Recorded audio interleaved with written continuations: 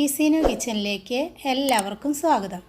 ഇന്ന് ഞാനിവിടെ ഉണ്ടാക്കിയിട്ടുള്ളത് അരിപ്പൊടിയും കോഴിമുട്ടയൊക്കെ വെച്ചിട്ട് 5 മിനിറ്റ് കൊണ്ട് തന്നെ ഉണ്ടാക്കിയെടുക്കാൻ പറ്റുന്ന ഒരു 4 മണി പലഹാരമാണ്. എല്ലാവർക്കും ഇഷ്ടമാവും, കുട്ടികൾക്കും വലിയവർക്കും ഒക്കെ ഇഷ്ടമാവും. അപ്പോൾ അതെങ്ങനെയാണ് ഉണ്ടാക്കിയെന്ന് നമുക്ക് വീഡിയോ ഒന്ന് കണ്ടു നോക്കിയാലോ.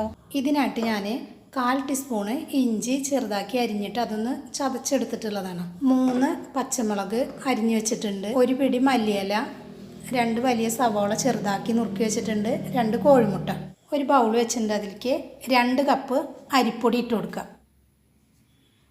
1/2 ടീസ്പൂണ് ഉപ്പിട്ട് കൊടുക്കുക, 1/4 ടീസ്പൂണ് ചിക്കൻ മസാല ഇട്ട് കൊടുക്കുക, 1/4 ടീസ്പൂണ് മഞ്ഞൾപ്പൊടി, 1/4 ടീസ്പൂൺ തന്നെ വേണ്ട ബേക്കിംഗ് സോഡ. ഇനി ഇതൊന്ന് എല്ലായിടത്തും ഒന്ന് നന്നായി മിക്സ് ചെയ്യുക. ഇനി പച്ചമുളക് ചേർക്കണ കാരണം മുളക് പൊടി ചേർക്കണില്ല കേട്ടോ. അപ്പോൾ എല്ലാതും നന്നായിട്ട് മിക്സ് ചെയ്തിട്ടുണ്ട്. ഇനി നേരത്തെ അരിഞ്ഞ് വെച്ച പച്ചമുളക് ഇട്ട് കൊടുക്കുക, ഇഞ്ചി ചതച്ചത്, സവോള നുറുക്കിയത്, മല്ലിയില, ഇനി എടുത്ത് വെച്ച 2 കോഴിമുട്ട കൂടിയിട്ട് ഇതിൽ പൊട്ടിച്ചൊഴിക്കുക.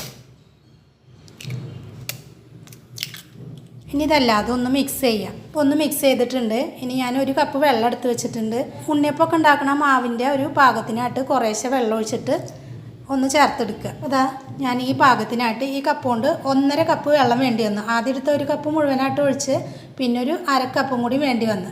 അപ്പോൾ ഇതാ ആ മാവ് ഇങ്ങനെയായിട്ട് കിട്ടണം, കൂടുതൽ വെള്ളമില്ലാണ്ട് ഇതാ ഈ പാകത്തിനായിട്ട് കിട്ടണം. ഈ സമയത്ത് ഇതിൽ ഉപ്പൊക്കെ ഒന്ന് നോക്കണം, ഉപ്പ് കറക്റ്റ് അല്ലേന്ന് നോക്കിയതിന് ശേഷം ഇനി ഇതൊരു 2 മിനിറ്റ് ഇങ്ങനെ തന്നെ വെക്കാം. അതിന് ശേഷം നമുക്ക് ഉണ്ണിയപ്പ ചട്ടിയിൽ ഇതൊന്ന് ഒഴിച്ചെടുക്കാം. ഇപ്പോൾ 2 മിനിറ്റ് ആയിട്ടുണ്ട്. ഇനി ഉണ്ടാക്കാൻ നോക്കാം. ഇതിനായിട്ട് ഞാൻ ഒരു ഉണ്ണിയപ്പ ചട്ടിയാണ് വെച്ച് കൊടുത്തിട്ടുള്ളത്.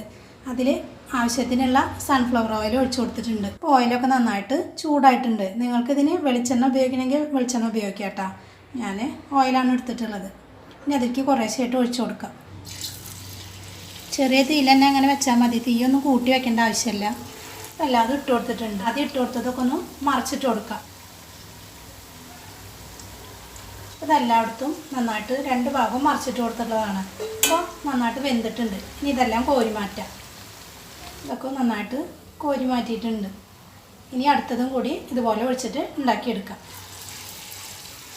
ഇപ്പോൾ മുഴുവനായിട്ടും ഒക്കെ കോരി എടുത്തിട്ടുണ്ട്. ഇപ്പോൾ നമ്മളുടെ 4 മണി പലഹാരം റെഡി ആയിട്ടുണ്ട്. നല്ല ടേസ്റ്റിയാണ് കഴിക്കാനായിട്ട്, പെട്ടെന്ന് തന്നെ ഉണ്ടാക്കിയെടുക്കാനും പറ്റും. കുട്ടികൾക്കും വലിയവർക്കും എല്ലാവർക്കും ഇഷ്ടമാവും. അപ്പോൾ വീഡിയോ ഇഷ്ടമായാൽ ലൈക്ക് ചെയ്യുക, ഷെയർ ചെയ്യുക, സബ്സ്ക്രൈബ് ചെയ്യുക. Thank you.